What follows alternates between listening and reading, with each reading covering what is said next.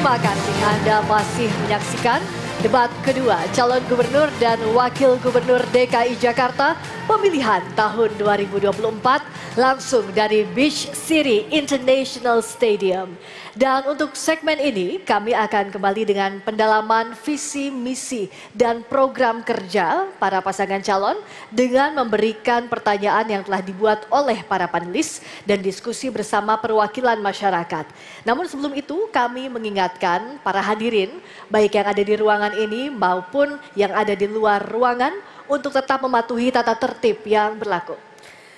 Dan di segmen ini pertanyaan dimulai untuk calon wakil gubernur nomor urut 2 Bapak Kun Wardana, dan kami akan mengundang panelis Bapak Imdadun Rahmat untuk mengambil undian subtema pertanyaan di dalam fishbowl dan diperlihatkan ke kamera.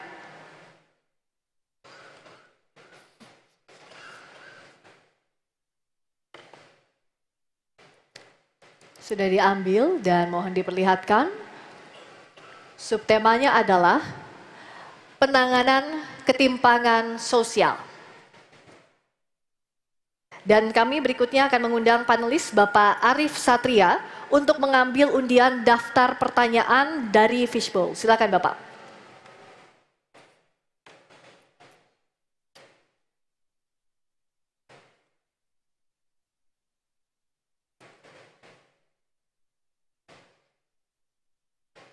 Silakan diperlihatkan ke kamera.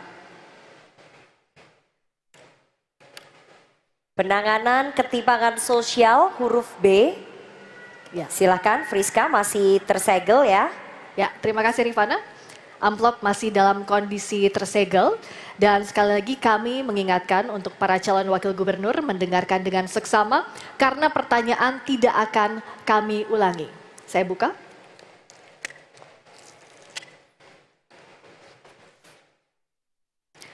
Pertanyaan untuk calon wakil gubernur nomor urut 2 Bapak Kun Wardana.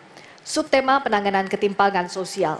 Data Indef tahun 2023 menyatakan di DKI Jakarta terdapat 26,1% penduduk kelas menengah, sementara penduduk menuju kelas menengah sebanyak 52,1%. Mereka saat ini terhimpit oleh daya beli yang semakin menurun. Pertanyaannya, menurut Anda, selain bantuan sosial, bagaimana strategi untuk mengatasi hal tersebut? Silakan dijawab dalam waktu 2 menit, dimulai saat Anda berbicara. Baik, yang pertama itu adalah bagaimana mereka bisa mendapatkan pendapatan yang layak ya. Jadi kita perlu memberikan lapangan pekerjaan bagi semua warga DKI Jakarta. Jobs for all. Itu yang pertama. Yang kedua, dia juga harus mendapatkan pendapatan yang layak, yaitu dengan UMP ya, yang disesuaikan dengan survei kebutuhan hidup layak atau KHL ya. Karena kalau kita hanya melihat dari pertumbuhan ekonomi dan juga inflasi, kekhawatirannya adalah dengan meningkatnya harga bahan pokok sehingga dia tidak bisa hidup dengan layak. Untuk itu survei kebutuhan hidup layak itu menjadi sangat penting. Yang ketiga, kita ingin juga mendorong mereka para UMKM untuk bisa produktif, dan kita memiliki program yang namanya Akademi Independen yang akan memberikan dukungan pelatihan bagi mereka secara gratis ya, karena mereka ini adalah orang-orang yang perlu didukung. Dan kalau kita melihat ibu-ibu atau emak-emak ya, ini juga bisa sangat produktif ya. Untuk itu kita ingin berikan pelatihan. Dan bagaimana pelatihan secara offline-nya itu kita juga punya program namanya Warung Independen. Mereka bisa berinteraksi, kolaborasi di warung independen itu. Dan juga ada pemodelan-pemodelan yang bisa mendukung best practice agar mereka bisa menjadi UMKM yang sangat produktif.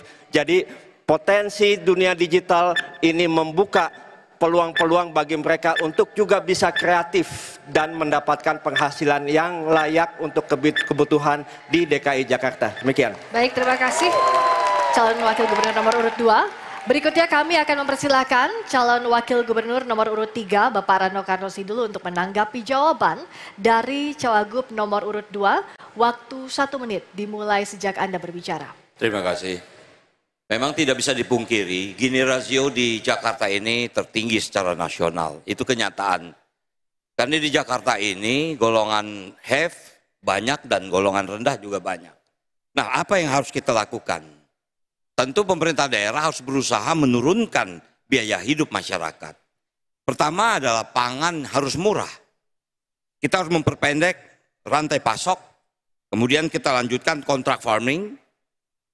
Kita lakukan operasi pasar dan harus dikerjakan secara profesional oleh BUMD Pangan Jakarta. Nah, yang kedua, transportasi publik harus terjangkau. Armada harus ditambah, rute diperbanyak, terutama perluasan wilayah Jabodetabek. Kemudian waktu tunggu harus dipangkas, Transjabodetabek dan Transjakarta ini. Kemudian akses pendidikan harus gratis, KJP, KJMU harus kita utamakan. Mungkin itu. Baik, terima kasih calon wakil gubernur nomor urut 3. Selanjutnya kami persilahkan calon wakil gubernur nomor urut 1 untuk menanggapi jawaban dari calon wakil gubernur nomor urut 2. Waktunya 1 menit dimulai dari Anda mulai berbicara. Saya sepakat bahwa memang Gini rasio di Maret 2024 0,423 ini memang tentu saja sangat signifikan. Oleh karena itulah kenapa Ridho akan menerbitkan kartu kamu, kartu Jakarta Maju. Kartu kamu adalah kartu yang akan menggabungkan seluruh kartu-kartu yang bagus-bagus di masa Pak Anies akan kita teruskan, bahkan kita akan tambah dengan kartu yatim dan kartu pelayan rumah ibadah. Kami akan berikan bansos yang tepat sasaran, karena saat ini banyak setelah kami berdiskusi dengan mereka, mereka banyak yang mengeluh. Saya bertemu dengan Ibu Halimah di Cideng, bahwa dia selama ini sudah 20 tahun di Jakarta, tapi tidak punya kartu penduduk sehingga dia tidak menikmati bantuan-bantuan tersebut. Dan kami akan dirikan sekolah perempuan maju, agar mereka juga bisa mendapatkan tambahan pendapatan. Baik, terima kasih.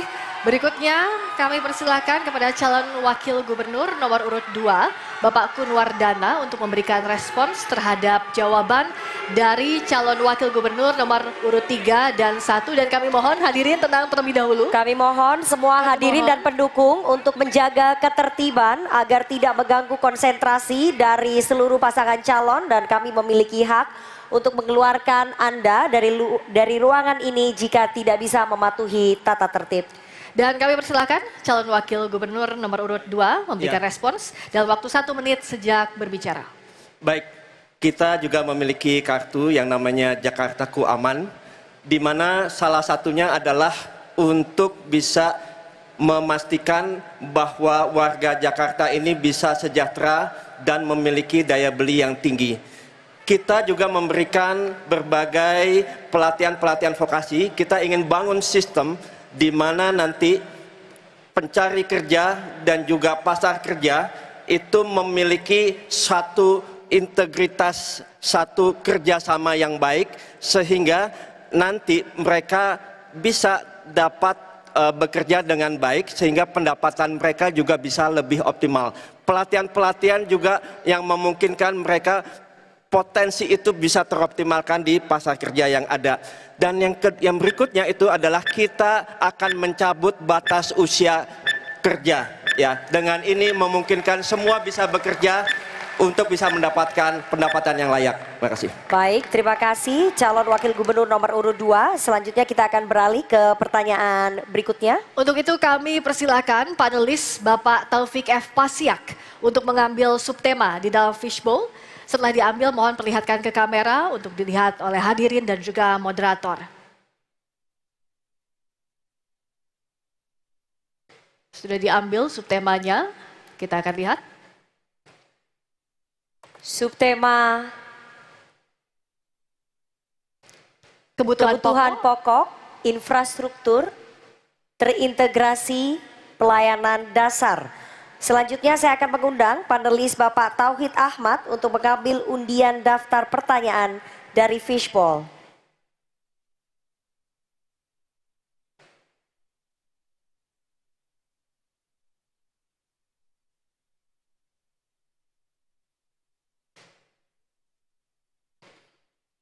kebutuhan pokok, infrastruktur terintegrasi dan pelayanan dasar, huruf B.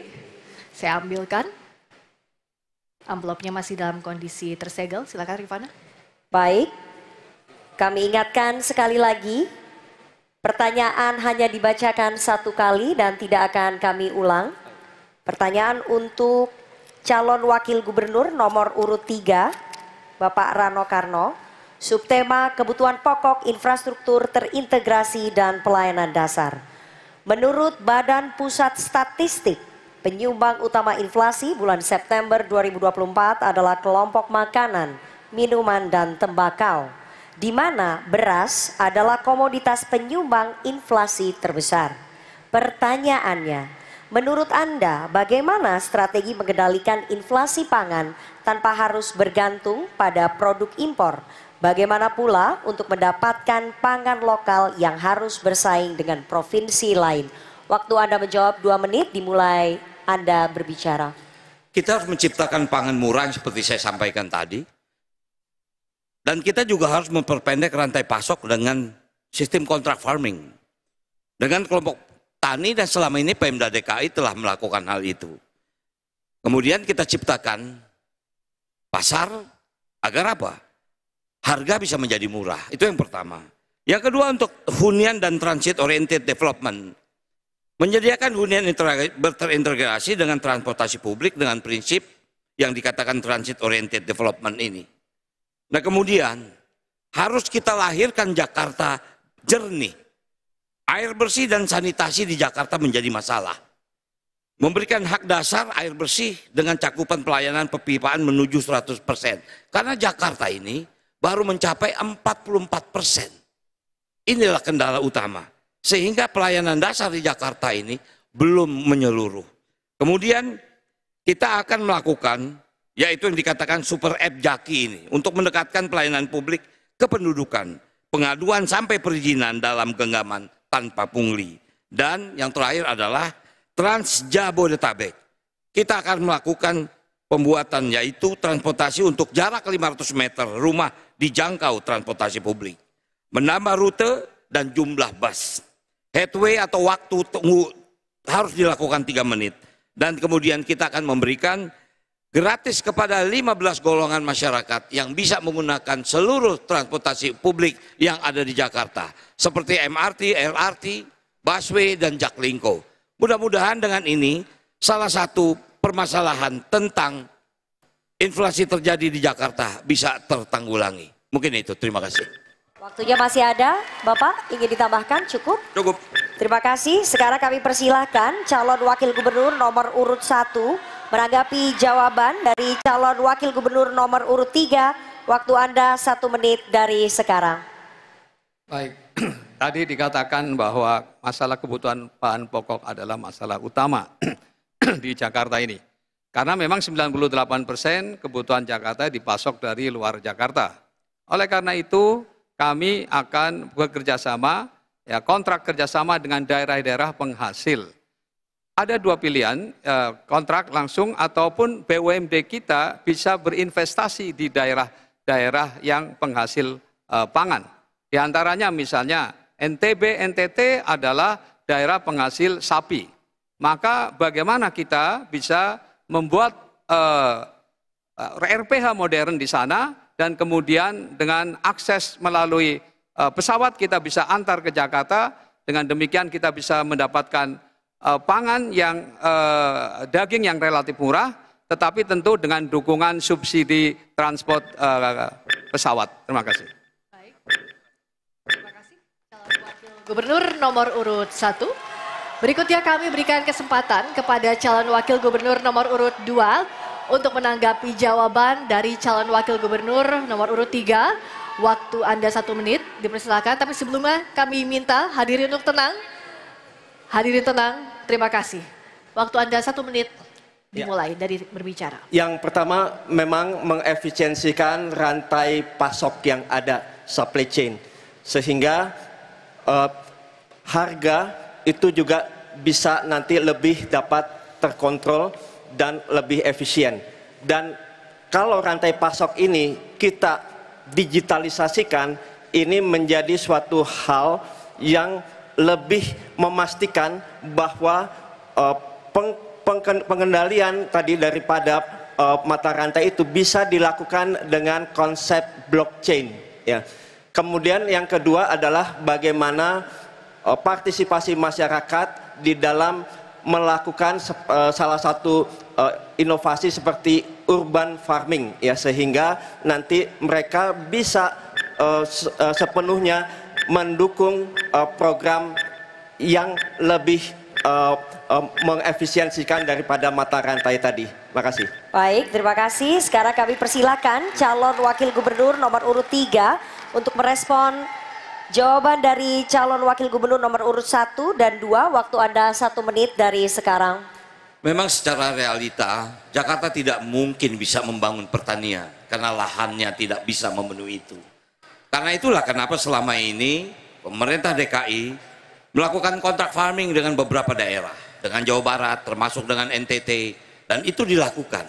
Selama ini berjalan dan ini dikerjakan secara profesional oleh badan usaha milik daerah yang disebut Pangan Jakarta.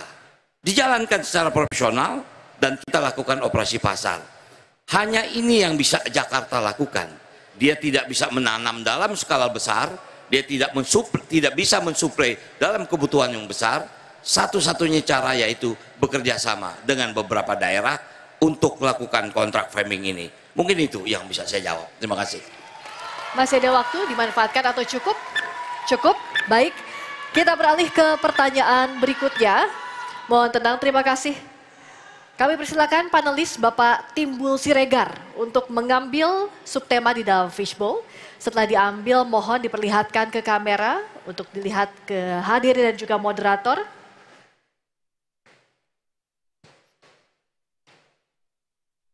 Subtema pendidikan. Selanjutnya kami mengundang panelis Bapak Dimas Oki Nugroho untuk mengambil undian huruf dari fishbowl dari subtema pendidikan.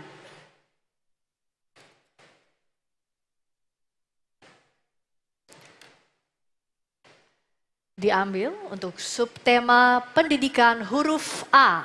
Subtema pendidikan huruf A. Silakan Friska, masih tersegel. Terima kasih Rifana, kondisi amplop masih tersegel.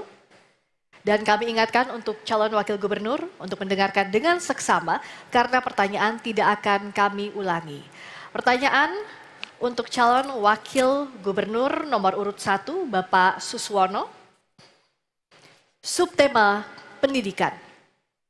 Berdasarkan data Dinas Pendidikan DKI Jakarta tahun 2024, dari 267 kelurahan, masih ada 32% yang belum memiliki SMP negeri dan 62,9% yang belum memiliki SMA atau SMK negeri. Pertanyaannya, bagaimana strategi Anda untuk meningkatkan pemerataan akses pendidikan di setiap kelurahan? Apakah sistem penerimaan peserta didik baru melalui jalur zonasi masih dianggap tepat untuk diterapkan di DKI Jakarta? Waktu Anda menjawab 2 menit dimulai sejak berbicara, silakan. Baik, saya pastikan sistem zonasi sangat tepat dilakukan dengan catatan bahwa sekolah negeri maupun swasta nanti akan kita gratiskan. Dan tentu saja tidak sekedar gratis dari SD sampai SLTA, tetapi juga para guru-gurunya akan kita latih sehingga ada standar mutu yang sama. Sehingga tidak lagi ada pergerakan orang ya dari satu daerah ke daerah lain karena dia tidak tidak sekolah di zonasinya.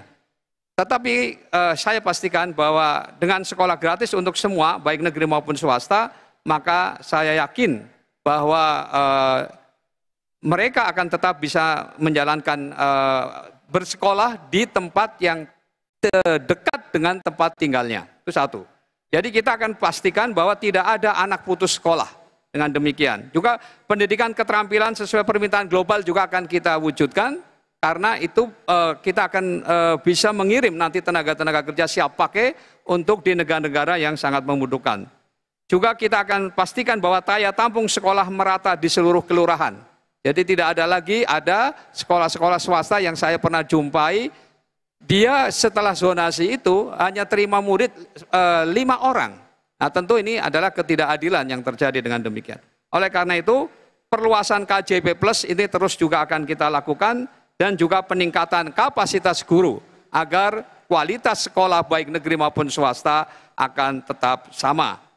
Tentu juga akan kita tambahkan ada pelatihan siap kerja sehingga mereka terutama yang dari SMK agar mereka setelah lulus mereka langsung bekerja sesuai dengan bidangnya masing-masing.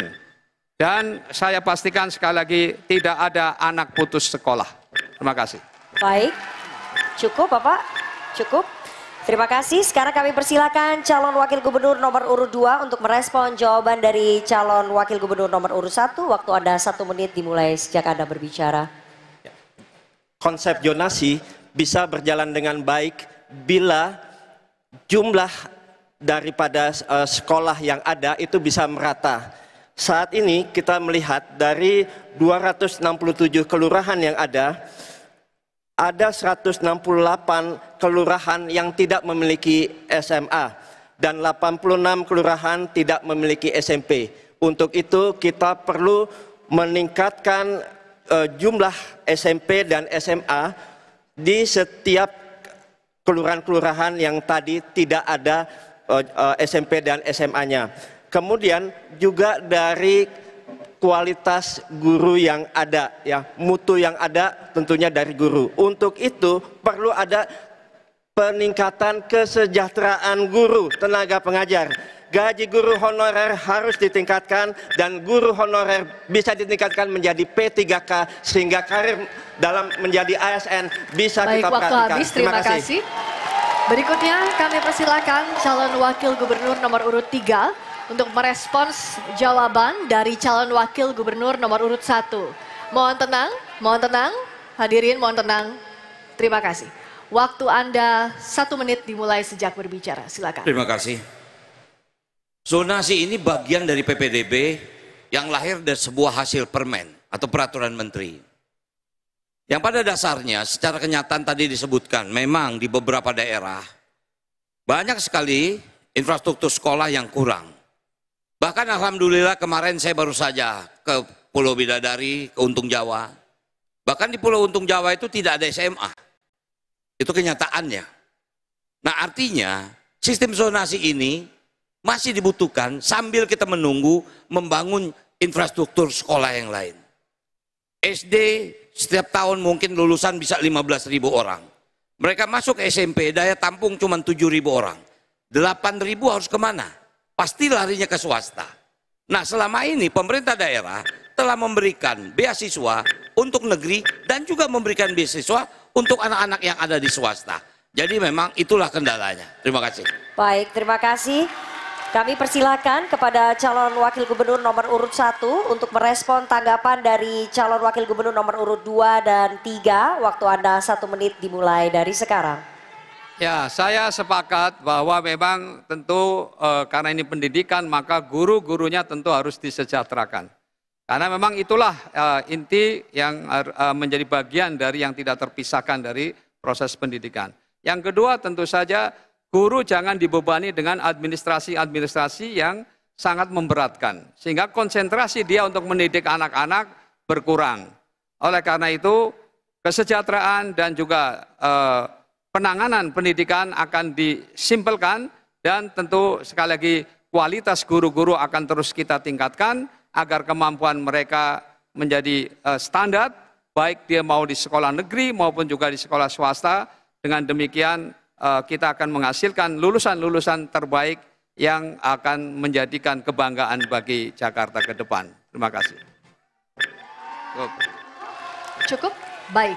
Terima kasih dan mari kita berikan aplaus meriah untuk seluruh calon wakil gubernur yang telah menjawab dan juga memberikan tanggapan dalam sesi ini. Dan hadirin serta pemirsa, kita akan jeda terlebih dahulu. Kami akan kembali dengan pendalaman visi misi dengan subtema lainnya.